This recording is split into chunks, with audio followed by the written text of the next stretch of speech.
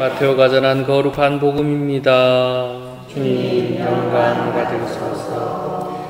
그때 예수님께서는 갈릴레아 호숫가를 지나시다가 두 형제 곧 베드로라는 시몬과 그의 동생 안드레아가 호수에 어망을 던지는 것을 보셨다. 그들은 어부였다. 예수님께서 그들에게 이르셨다. 나를 따라오너라. 내가 너희를 사람 낚는 어부로 만들겠다. 그러자 그들은 곧바로 그물을 버리고 예수님을 따랐다. 거기에서 더 가시다가 예수님께서 다른 두 형제 곧 제베데오의 아들 야고보와 그의 동생 요한이 배에서 아버지 제베데오와 함께 그물을 손질하는 것을 보시고 그들을 부르셨다. 그들은 곧바로 배와 아버지를 버려두고 그분을 따랐다. 주님의 말씀입니다. 네. 어떤 젊은 친구에게 이런 질문을 받은 적이 있습니다. 신부님은 하느님 본 적 있습니까? 하느님 만난 적 있습니까? 그래서 제가 만난다는 게 뭐 어떤 거지? 라고 물어보니까 왜 영화에서 나오는 것처럼 있잖아요. 하느님이 나타나가지고 저한테 그렇게 얘기하는데, 안 그래도 그런 질문일 것 같았다면서 제가 그런 영화 같은 일은 벌어지지 않는다고 그렇게 얘기했습니다. 그러면 하느님 못 만나봤습니까? 얘기하길래 하느님을 그렇게 만나보지 못했어도 느껴본 적은 있다 라고 그렇게 얘기는 했습니다. 하느님을 만난 얘기, 또 하느님을 체험한 얘기들을 들을 때는 우리 귀가 솔깃해집니다. 어떻게 저런 일이 일어났을까? 이런 반응을 보이게 되죠. 그리고 나에게는 그런 일이 안 일어나는가? 나는 믿음이 없어서, 믿음이 약해서 하느님은 내 눈앞에 안 나타나시는가? 성모님은 내 눈앞에 안 나타나시는가? 이런 생각을 할 수도 있겠습니다. 근데 그것은 우리 신앙생활에 그렇게 도움되진 않을 것 같다라는 생각을 해봅니다. 오늘 복음에서 예수님과 제자의 만남을 전해주는데, 특히 시몬 베드로와 그 동생 안드레아가 제자가 되는 장면, 또 더 나가서 또 제베데오의 아들 야고보와 동생 요한이 또 제자가 되는 장면을 오늘 안드레아 축일을 맞이해서 우리에게 들려줍니다. 이 네 명의 제자들이 어떻게 예수님과 만나게 되고 예수님의 제자가 되었는가? 산에 들어가서 대침묵 속에서 기도하면서 예수님을 만나고 예수님의 제자가 되었는가? 오늘 복음은 그것을 전해주지 않습니다. 오늘 복음은 자기의 일상을 살면서 예수님을 만나게 된, 그리고 예수님의 제자가 된 이야기를 우리에게 전해줍니다. 저는 오늘 복음을 보면서 그것을 주목했습니다. 일상 중에 예수님이 오시는구나. 일상 중에 예수님을 만나게 되는구나. 조금만 마음을 놓고 살면 일상 따로 신앙 따로 살아가는 경우가 많습니다.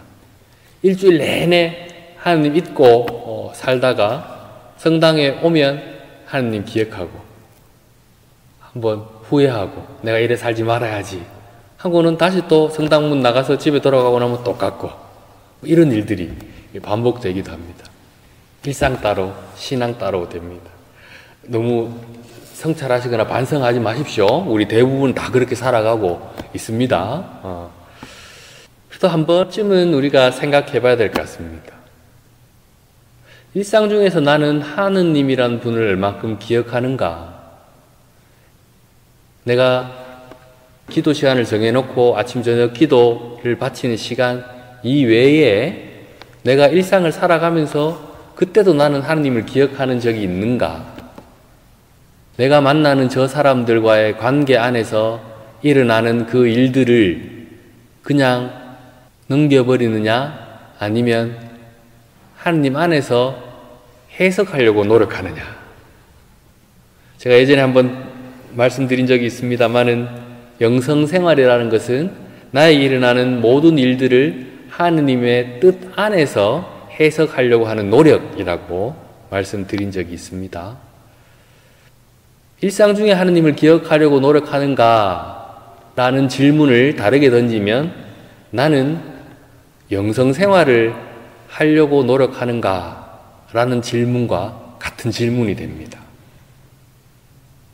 일상 중에 내가 만나는 사람들, 일상 중에 내가 만나는 상황들 안에서 내가 그것을 복음 안에서 또 신앙 안에서 그거를 해석하려고 노력하는가 말입니다. 가령 예를 들면 이런 겁니다. 누군가가 너무너무 보기 싫습니다. 내 앞을 지나갑니다. 평소 같으면 그냥 지나쳤고 아니면 더 솔직하게 얘기하자면 눈을 한번 흘키고 지나쳤을 건데 그날따라 그러지 않고 싶습니다. 그래서 다가가서 먼저 인사는 못하더라도 최소한 눈은 흩히지 않고 가벼운 눈인사 정도는 하고 지나갑니다. 일상생활 중에 그런 단순한 행동 하나가 저는 오늘 예수님이 베드로와 안드레아와 야고보와 요한을 불렀던 것과 같은 거라고 생각합니다. 이들이 예수님의 부르심에 응답한 것과 같은 응답이라고 생각합니다. 또 다른 예를 들어보면 내가 저 사람 때문에 너무너무 화가 나 있는데 저 사람이 나를 화를 돋구었어요. 그래서 화를 내기 일보 직전인데 그 순간 앞에서 내가 잠깐 기도하는 겁니다. 하느님, 저 사람에게 화를 내지 않을 수 있도록 저를 이끌어 주십시오. 라고 잠깐 기도하는 겁니다. 그리고 화를 내지 않고 나중에 후회할 일도 만들지 않고 넘어갑니다. 그것이 바로 일상생활 중에 하나님의 뜻 안에서 살려고 하는 노력입니다.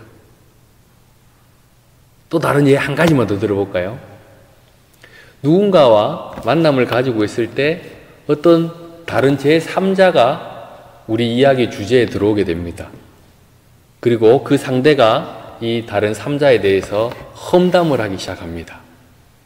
내가 그 험담에 동참을 할까 말까 고민을 하다가 내가 이 험담에 동참하게 되는 순간 나는 또 죄를 짓는 거야. 하느님, 험담하지 않을 수 있게 제가 침묵할 수 있도록 해주십시오. 라고 기도드리고 험담에 동참하지 않고 침묵하는 것. 그건 역시 일상 중에 예수님께서 우리를 부르시는 것에 대한 응답이라고 생각합니다.